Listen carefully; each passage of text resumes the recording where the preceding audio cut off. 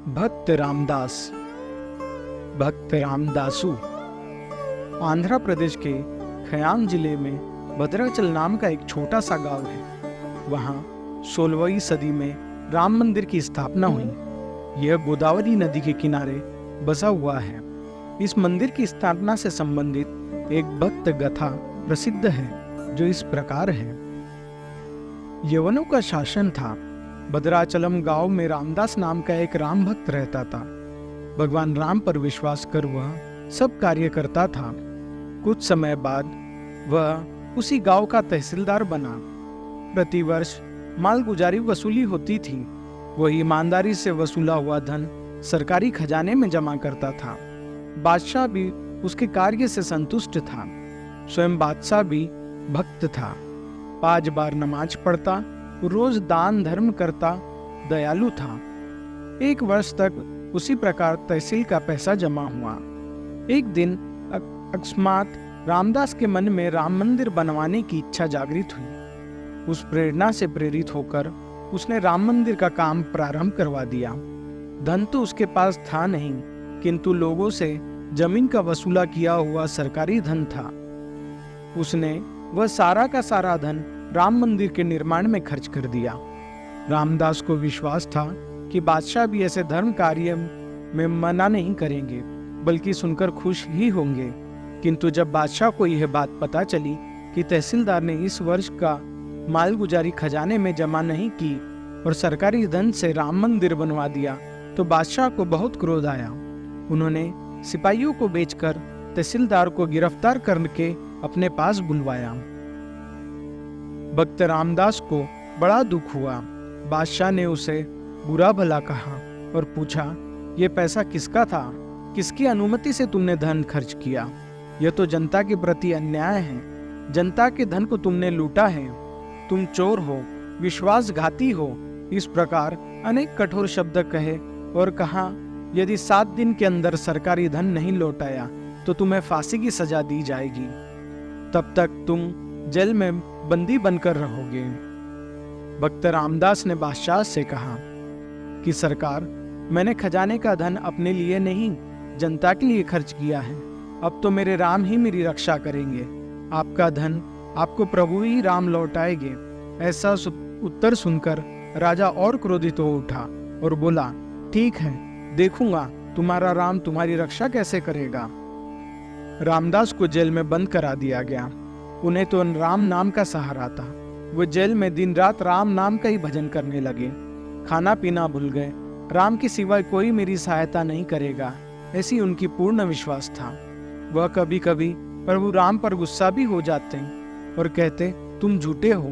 तुम्हारे लिए मैंने मंदिर बनवाया, तुम्हारे लिए सारा जीवन बिताया, तुम्हारे कारण मैंने अपने प्रतिष्ठा खोई।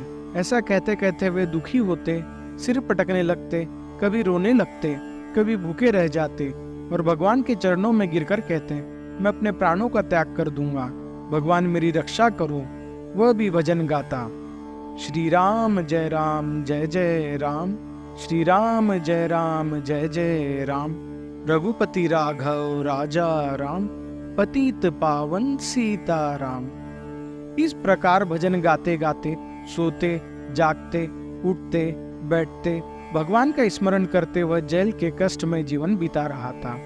अवधि के 6 दिन पूरे हुए, किंतु भगवान को उसको दिखाई नहीं दिए। शरीर बहुत क्षीण हो गया। ऐसी अवस्था में नींद कैसे आती? वह राम राम कहता और रात हो गई।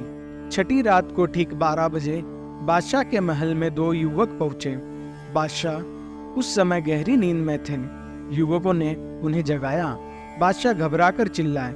युवकों ने कहा, बादशाह डरो मत, हम चोर नहीं हैं, हम तो रामदास का कर्ज चुकाने आए हैं। यह लो सोने की मोहरें। बादशाह ने पूछा, तुम कौन? उन्होंने कहा, हम दोनों भाई हैं। मेरा नाम राम जी और मेरे भाई का नाम लक्ष्मण जी है। ऐसा कहकर उन्होंने मोहरों की थैली बादशाह को दे दी। बादशाह ने थैली खोलकर देखा तो मोहरें असली थी। बादशाह को आश्चर्य हुआ। युवकों ने बादशाह से रुपए की प्राप्ति की रसीद मांगी। बादशाह ने मंत्री द्वारा रसीद दिलाई।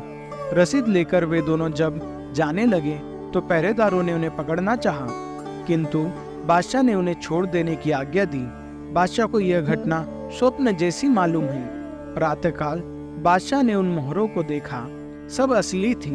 बादशाह ने मंत्री को आज्ञा दी कि रामदास को फांसी ना दे और उसे छोड़ दिया जाए। इधर रामदास प्रातःकाल उठा, उसे मालूम था आज फांसी मिलने वाली है। एक बार फिर अपने श्री राम पर क्रोध भी आया।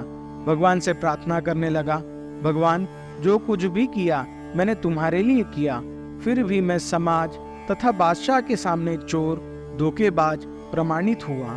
मैंने अपने परिवार को भिखारी बनाया, फिर भी आपकी ऐसी इच्छा है तो यही हो, किंतु मैं तुम्हें छोड़कर अन्य किसी दूसरे की शरण में नहीं जाऊंगा। प्यार करो या ठुकरा दो, ऐसा कहते हुए उसे रुलाई आ गई। राम राम कहते हुए आंखों से आंसू बहने लगे। उसी समय अचानक बादशाह के सिपाही वहां आए। उन्होंने रामदास को सम्मान के साथ ले जाकर बादशाह के सामने उपस्थित कर दिया। बादशाह ने रात की घटना सुनाई। भक्त रामदास से माफी मांगी और कहा, तुम्हारे द्वारा खर्च किया हुआ धन हमें रात में राम जी, लक्ष्मण जी नामक युवक दे गए और उन्होंने मुझे तुम्हें मुक्त करने को कहा। हम तुम्हारी राम भक्ति देखकर बहुत प्रसन्न हुए। हमने तुम्हें बहुत कष्ट दिया, जो बात कही उसके लिए हमें क्षमा करें। हम यहाँ धन भी तुम्हें देते हैं, अब तुम इस इलाके में राम मंदिर को बनवाओ।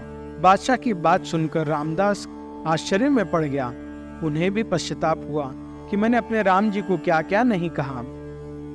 तदंतर रामदास ने बादशाह के दिए हुए धन से उसी भद्राचलम गांव में गोदावरी के किनारे एक सुंदर राम मंदिर बनवाया, जो आज भी वहां विद्यमान है। प्रतिवर्ष चैत्र राम नवमी को वहां बहुत बड़ा मेला लगता है। भक्त श्री राम का दर्शन करते हैं। भगवान श्री राम भक्तों का मनोरथ को पूरा करते हैं, साथ ही साथ उन्हें अपनी कल्याणकारिणी अविचल भक्ति भी प्रदान करते हैं।